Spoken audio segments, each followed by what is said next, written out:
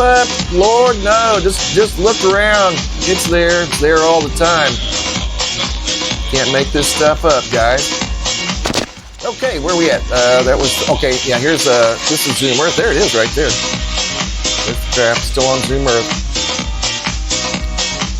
Ching, there he is. Came from the inland.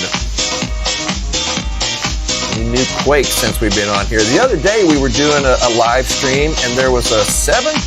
It was downgraded to a 6.9, but a 7.0 while we were doing the live stream. That's a 5.2 that occurred today off the coast of Morocco, Casablanca. You don't see earthquakes out there very often either, but there was one today. Earthquake activity continues to swarm the northern hemisphere, and there are still buoys in event mode following the 8.8 earthquake. And they say there could be, there was an aftershock right there. 4.9, that's a moderate earthquake. There have been many aftershocks of 6, 6.1, 6.3, 6.4, 5, on and on and on.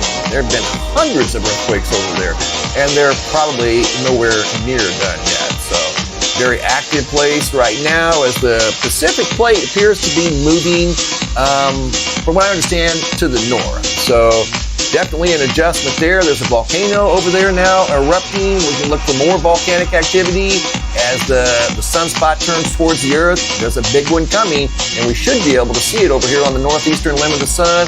We'll probably start to be able to see the edges of it by Monday. Today's Saturday, so by Monday evening when this updates, Monday late, probably 9, 10 o'clock, we should be able to see the outer edge of the large sunspot that's turning towards the Earth. Solar activity is going to increase, probably see some X-flares, we'll probably see earthquake activity increase here on the Earth, and we'll probably see more volcanic activity once that active region turns towards the Earth, because Earth has always historically reacted with earthquakes, volcanoes, whenever there's large sunspots facing the Earth, even large coronal holes.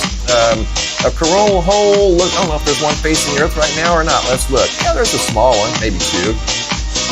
This is a coronal hole. It's not big enough to really make a difference here on the Earth, but there is high-speed solar wind coming out from that area right there, because the dark spot is the surface of the sun.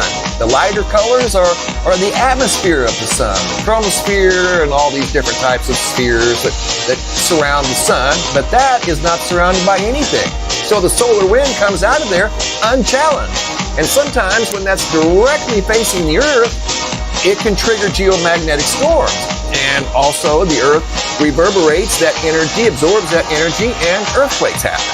This one down here is more deep in the southern hemisphere, but that's another example of a coronal hole. But that energy is obviously going in a downward motion, so will it come towards the Earth? No, it's not going to come towards the Earth. So all in all, right now the sun is very quiet, but that's going to change, especially next week with the arrival of the giant sunspot. If it's still held together, it does look like it's maintaining its overall general very large presence. It was so big at one time, it was changing the way the sun oscillates. It was that big. It's still big compared to the sunspots we see over here on the right. This is a huge, huge event. So it'll be interesting to see what type of energy it sends Earth's way. If anything, these things can be very unpredictable. I mean, we've seen sunspots that were quite large, full of complex magnetics. They got to have beta, gamma, delta magnetics in order to produce X-flares. That one looks like it probably does, just based off of its sheer size. The bigger they are, the more complex they are, and the more complex magnetics they contain. So those complex magnetics can unleash X-flare after X-flare after X-flare. And there was an E male. And that's why my moderator says her ears are ringing right there, is because of the solar. And that is a connection that my moderator has made with regard to the ringing of the ears, is with heightened solar activity. It seems to be not so coincidence, you know. She's noticed the ears ringing much more during heightened solar activity than times of quiet solar activity. So